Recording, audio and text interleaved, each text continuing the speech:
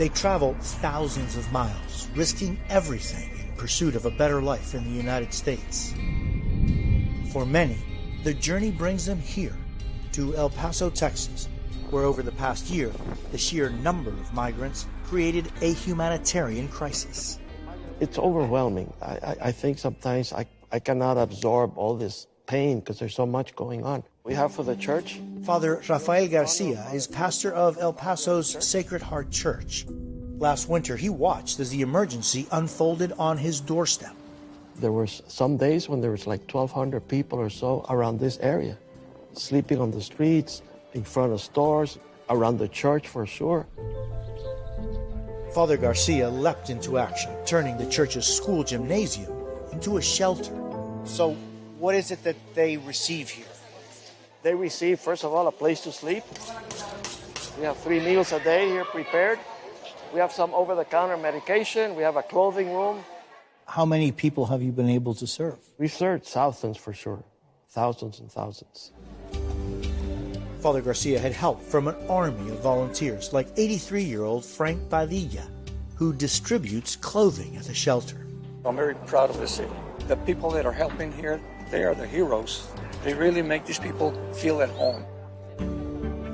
Volunteers all over El Paso stepped in to help, handing out thousands of meals a day. All right, thank you. And providing critical medical care. We have vulnerable folks showing up on our doorsteps. Dr. Brian Elmore has spent most of his adult life volunteering for those in need. He served with the Peace Corps in West Africa, and in 2017 he taught refugees in the Middle East. After graduating from medical school, Brian moved to El Paso. What is it about that community that made you fall in love with it? Part of it is the way El Pasoans have risen to respond to this crisis. Today, Brian divides his time between the ER at El Paso's University Medical Center and clinics where he sees migrant patients like this woman. La Bestia. This patient, she fell from what's called the Beast, the train that runs throughout Mexico, transports migrants. She fractured her fibula. I come from a privileged background.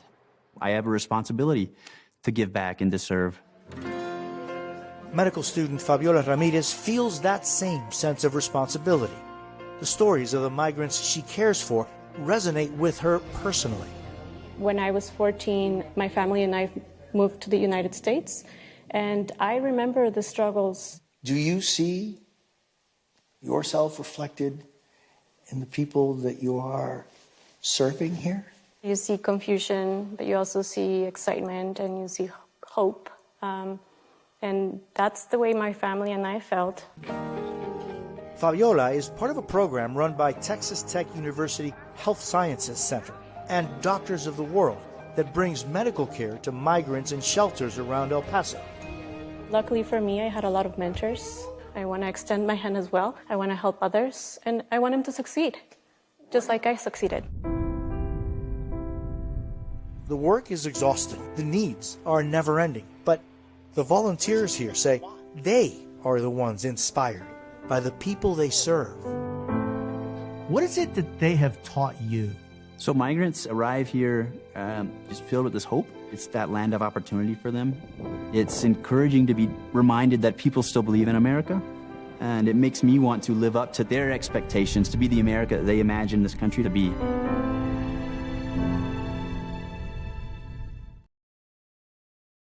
Thanks for watching our YouTube channel. Follow today's top stories and breaking news by downloading the NBC News app.